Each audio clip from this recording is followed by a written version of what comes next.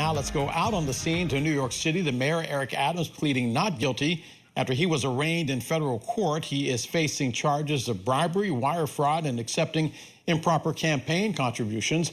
Adams' attorney saying it is a fake case, saying the money cited were just airline upgrades. Our national political correspondent, Alex Miller, is live on the scene right now in New York City. Alex, what are they saying?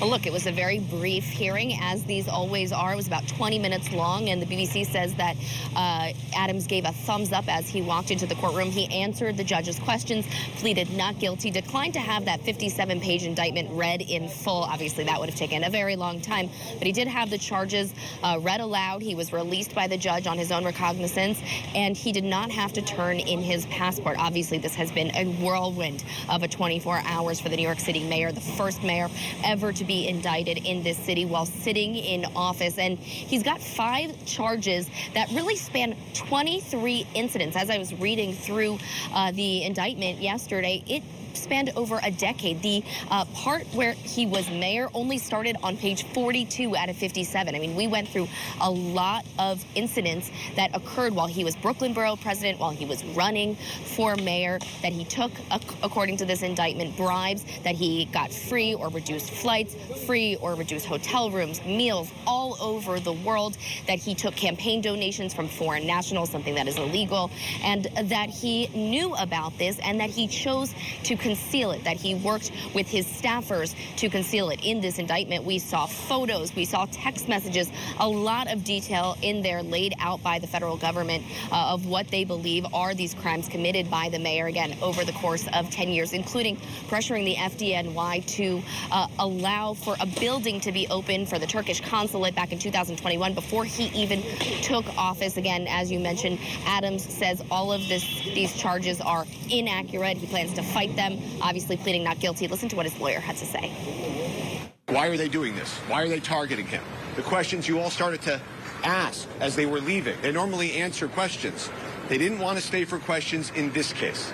And they left, and they made this assertion, or they implied that somehow he's disappointing people, or that people ought to be disappointed in him. It's not him doing this. It's the government, the other government, that everybody should be disappointed in, bringing this case against the sitting mayor. And Del, this is just the first of a series of hearings before we even get to the trial. He's going to be back in court on Wednesday of next week, where they will ask for these charges to be dismissed. Obviously, the judge will have that decision left up to her. Alex, it almost sounds like his attorneys are arguing that the mayor of New York is the target of a weaponized Justice Department, and yet we're talking about the Democratic mayor of New York. It would seem almost inconceivable that a Democratic Justice Department would target a Democratic mayor without sufficient evidence. Well, usually the feds have a pretty high success rate. So if they bring charges, it usually means that they have a pretty rock-solid case, at least when you look at their record on this. But this Department of Justice, yes, has charged the former President Donald Trump with crimes, but they also, in the same exact courthouse that we're standing in front of right now, have won a conviction against a Democratic senator. Bob Menendez was convicted in the courtroom behind me. And so this Justice Department really has gone after politicians, but they have not necessarily discriminated against them by their party. Alex, I also understand that any charge of this significance would have already had to make its way up through Main Justice, as they say. So in other words, this was not something that would have surprised Attorney General Merrick Garland.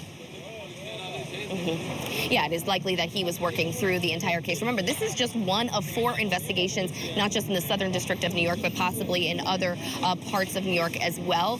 And so obviously Merrick Garland, particularly when it's a political case like this and involving a political person, I should say, he's likely very much involved in this. Again, they're not going to go after a sitting mayor unless they have a lot of evidence. We already know that his phones were seized, that they had warrants for his house, that they've gone after other people in his administration as well. Remember, when you read through the indictment, it's not just the messages that he sent, the things that he did. It's also, there's also information in there about the staffers as well, and actions that he took, according to the indictment, they took at the direction of Adams.